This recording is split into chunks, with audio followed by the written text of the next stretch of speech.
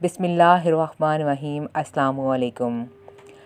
हमने अक्सर सुना है कि फ़लाँ जगह पर फ़लाँ शख्स ज़िंदा हो गया, इस मरने के बाद का हाल सुना और फिर मर गया।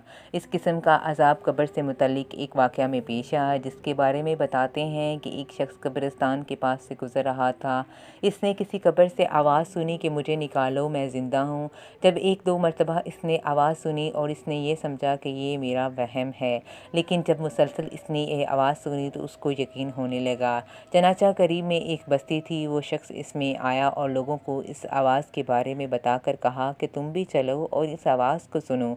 चनाचा कुछ लोग इसके साथ आए। उन्होंने भी यही आवाज़ सुनी और सब ने यकीन कर लिया कि वाकई ही ये आवाज़ कब्र से आ रही है। बस यकीन होने के बाद इन लोगों का मसला पूछने को फ़िक्र होने लगी कि पहले उलमा से ये मसला मालूम करो कि कब्र खोलना जायज़ है या नहीं। चनाचा वो लोग मोहल्ले के मस्जिद के इमाम के पास गए और उससे कहा कि इस तरह कब्र से आवाज़ आ रही है और ये मैयत कह रही है कि मुझे कब्र से बाहर निकालो, मैं ज़िंदा हूँ। इस पर इमाम साहब ने फरमाया, अगर तुम्हें इसके ज़िंदा होने का यकीन हो गया है तो कब्र को खोल लो और इसको बाहर निकाल लो। चनाचा ये लोग हिम्मत करके कब्रिस्तान गए और जाकर कब्र खोली। अब जो ही तख्ता हटाया तो देखा अंदर से एक औरत बरहमना हालत में बैठी हुई है, जिसका कफन गल चुका है।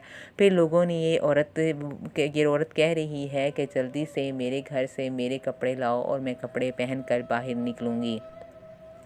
चनाचा ये लोग फ़ौरन दौड़कर इसके घर गए और जाकर इसके घर वालों को ये वाक़या बताया और इसके कपड़े चादर वगैरह लेकर आए और लाकर अंदर फेंक दिए।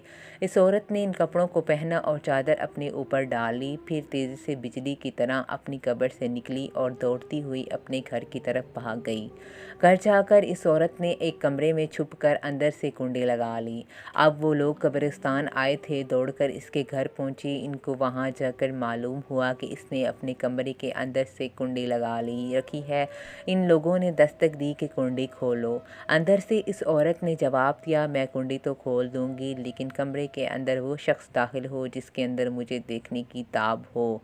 इसलिए इस हालत में इस वक्त मेरी हालत ऐसी है कि हर शख्स मुझे देखकर बर्दाश्त नहीं कर सकेगा। लिहाजा कोई दिल गुर्दे वाला शख्स अंदर आए और आकर मेरी हालत देखे।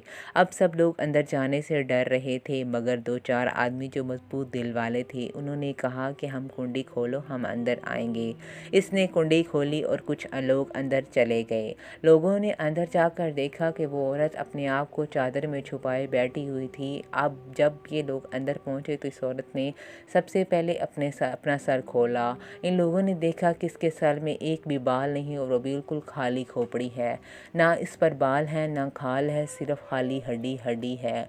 लोगों ने इससे पूछा, तेरे बाल कहाँ गए? इस औरत ने जवाब दिया, जब मैं ज़िंदा थी तो नंगे सर घर से बाहर निकला करती थी, फिर मरने के बाद जब मैं कब्र में लाई गई तो फरिश्तों ने मेरा एक एक बाल नोचा और इस नोचने के नतीजे में मेरे बाल के साथ खाल भी निकल गई। अब मेरे सर पर ना बाल हैं ना खाल है। इसके बाद औरत ने अपना मुंह से कपड़ा उठाया। जब लोगों ने इसका मुंह देखा तो खौफनाक हो चुका था कि सवाए दांतों की कुछ नज़र नहीं आया था। ऊपर का होंठ मौजूद था, ना नीचे का होंठ मौजूद था, बल्कि 32 के 32 दांत सामने जुड़े हुए नज़र आ रहे थे। सोचिए कि अगर किसी इंसान के सिर्फ दांत ही दांत नज़र आए तो कितना डर और खौफ मालूम होता है। अब इन लोगों ने इस औरत से पूछा, तेरे होंठ कहाँ गए? फिर इस औरत ने जवाब दिया कि मैं अपने होंठों पर लिपस्टिक लगाकर महरम नामहरम मर्दों के सामने जाया करती थी। इसकी सज़ा में मेरे होंठ काट दिए गए हैं, इसलिए अब मेरे चेहरे पर होंठ नहीं हैं। फिर इस औरत ने अपने हाथ और पैरों को उंगलियां खोली। लोगों ने देखा कि इसके हाथ और पाँव की पैरों की उंगलियां एक ही नाखून नहीं था, तमाम उंगलियों के नाखून गायब थे। इससे पूछा, तेरी उंगलियों के नाखून कहाँ गए? इस औरत ने जवाब दिया, नाखून पालिश लगाने की वजह से मेरा एक एक नाखून खींच लिया गया।